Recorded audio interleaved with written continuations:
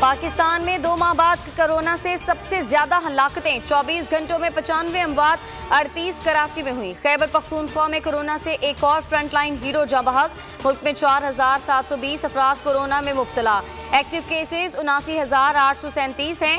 Corona मुस्बत cases की शरह 8.24% रिकॉर्ड। फाइजर वैक्सीन की 64,000 और साइनोवैक की 7 लाख खुराकें पाकिस्तान पहुंच गईं।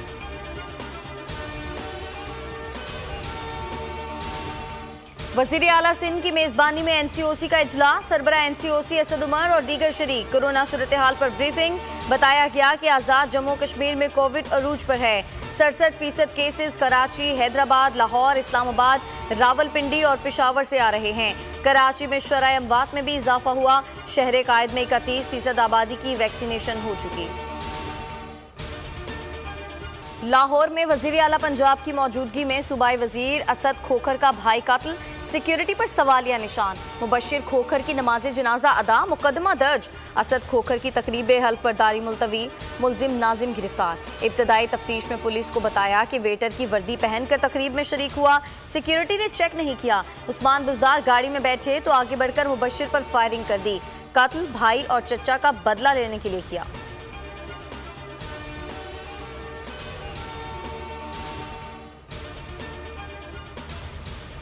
वजीर आजम को विफाकी वजीर साइंस एंड टेक्नोलॉजी की इलेक्ट्रॉनिक वोटिंग मशीन पर ब्रीफिंग।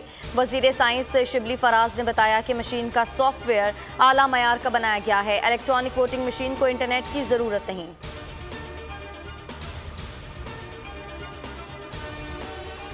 विफाकी हुकूमत के सिविल इखराजात में 268 अरब 87 करोड़ रुपए से जायद की बेज़ाब्तियां। ऑडिटर जनरल पाकिस्तान की रिपोर्ट पब्लिक अकाउंट्स कमेटी के हवाले कर दी गई।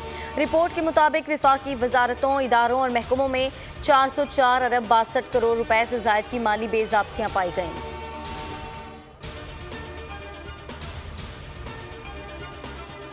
पीपल्स पार्टी सिंध को सिंध देश बना चुकी। यौम आशूर के बाद पाक सरजमीन पार्टी सड़कों पर आएगी। मुस्तफ़ा कमाल का ऐलान। कहा, लोग सिंध हुकूमत से तंग आ चुके, ऐसी जमहूरियत पर लानत भेजते हैं। कोई गैर जमहूरी कुव्वत आए और उन्हें उठाकर बाहर फेंके तो मिठाइयां बांटेंगे।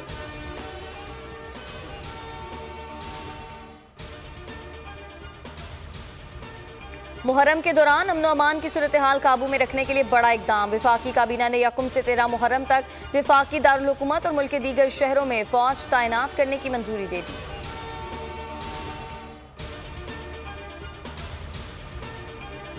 मुजफ्फराबाद में कश्मीर प्रीमियर लीग का रंगारंग मेला। आज दूसरे मैच में दोपहर 2 बजे बाग स्टॉलियंस और कोटली लाइन्स मद्दे मुकाबिल होंगे। शाम 7:30 बजे तीसरे मैच ओवरसीज वॉरियर्स और मुजफ्फराबाद टाइगर्स मद्दे मुकाबिल होंगे। इफ्तिताही मैच में रावलाकोट हॉक्स ने मीरपुर रॉयल्स को 43 रन से शिकस्त दी थी।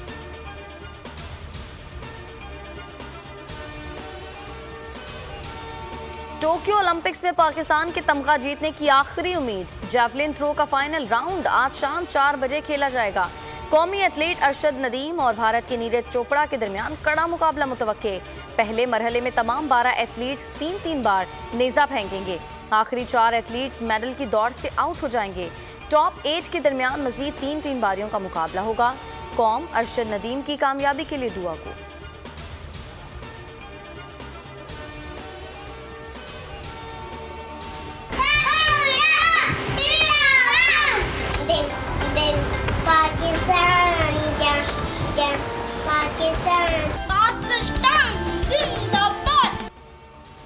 और मुल्क भर में आज़ादी का जश्न शायाने शान तरीके से मनाने की तैयारियां। अहले वतन इस साल भी मनाएंगे भरपूर आज़ादी का जश्न। बोल के संग लगाएं नारा जिंदाबाद पाकिस्तान का और स्क्रीन पर दिए गए नंबर पर हमें अपना वीडियो पैगाम भी भेजें और बोल के संग आज़ादी के इस जश्न में हमारे साथ शामिल हो जाएं।